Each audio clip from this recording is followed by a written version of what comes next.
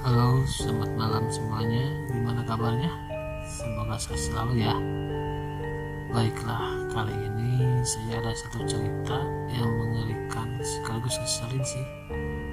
Oke, tanpa banyak basa-basi lagi, kita mulai ceritanya.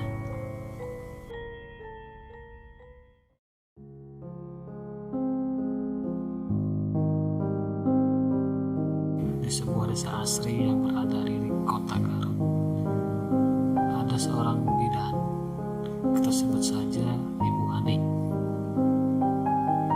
Ibu Ani ini terkenal baik, ramah, sopan, pokoknya terkenal baik oleh warga sekitar. Ibu Ani terhitung cukup lama bermukim di desa ini. Bahkan hampir seluruh penduduk desa itu, Ibu Ani mengenalnya dengan baik. Bu Ani juga suka ikut serta dalam kegiatan yang diadakan di desanya. Bahkan Bu Ani gak ragu untuk menjadi salah satu donatur untuk menunjang kegiatan tersebut. Di rumahnya, Bu Ani mempunyai ruangan khusus yang dibuat untuk melayani pasiennya. Ruangan itu terletak di bagian sebelah kanan rumahnya. Ruangan itu terdiri dari 3 bagian. Ruangan depan itu ruang untuk periksa, ruang tengah itu adalah ruang tindakan, dan satu ruang kecil itu adalah kamar mandi. Singkat cerita, suatu malam, sekira pukul 1 malam, Bu Ani terbangun dari tidurnya.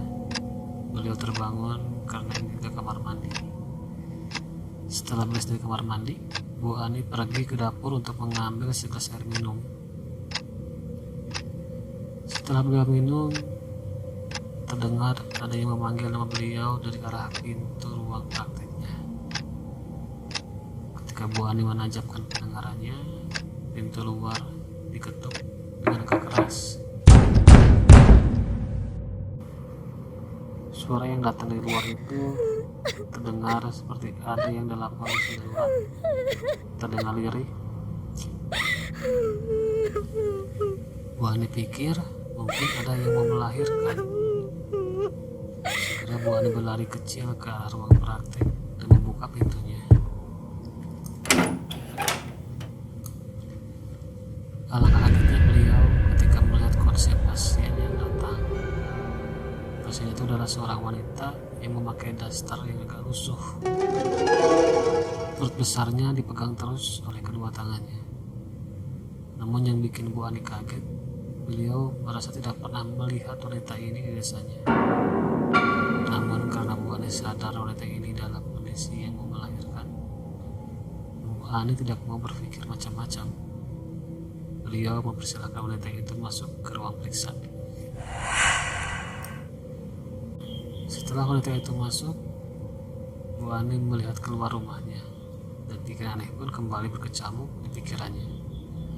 Kok bisa setega itu membiarkan seorang wanita hamil datang ke bidan sendirian?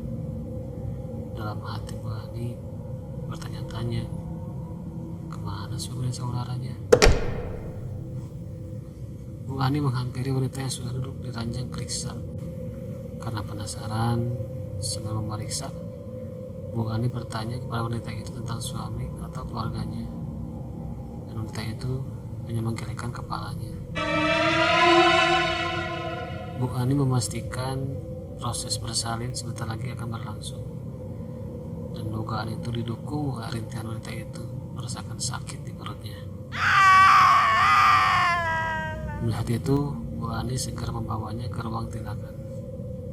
Setelah wanita hamil itu merebahkan dirinya di ranjang ruang tindakan, Bu Ani menyiapkan peralatan yang diperlukan. Setelah semua siap, Bu Ani segera menghampiri wanita itu dan membantu proses bersalinnya.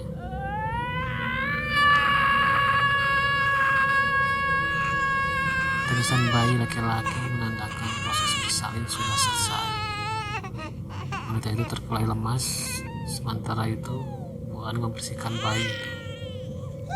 Cukup keras teriakan bayinya, sedangkan ibunya hanya bisa melirik dan senyum lemas melihat anaknya. Bayi laki-laki itu sudah siap untuk diberikan kepada ibunya.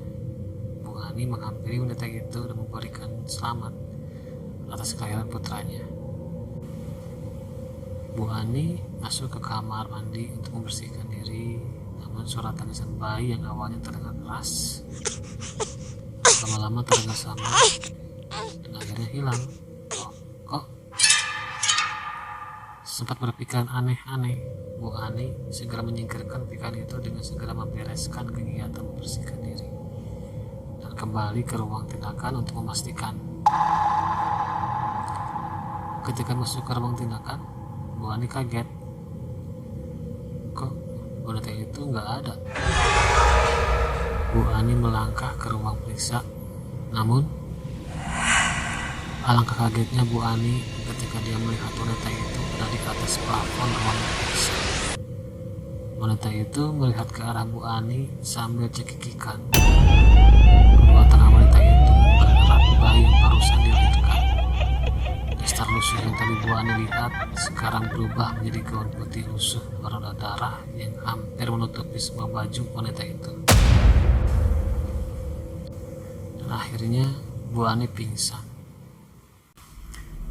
Keesokan harinya, Bu Ani terbangun di dalam kamarnya. Beliau semakin bingung. Kok bisa terbangun di sini? Gak lama beliau bangun, suami Bu Ani datang dan bertanya kepada Bu Ani, ada kejadian apa sampai Bu Ani pingsan di ruang periksa? Belum sempat menjelaskan kejadiannya, tiba-tiba Bu Ani merasa pusing dan badannya lemas dan demam. Bu Ani terbaring sakit selama 1 minggu. Beliau sakit setelah membantu kuntilanak bersalin di rumah.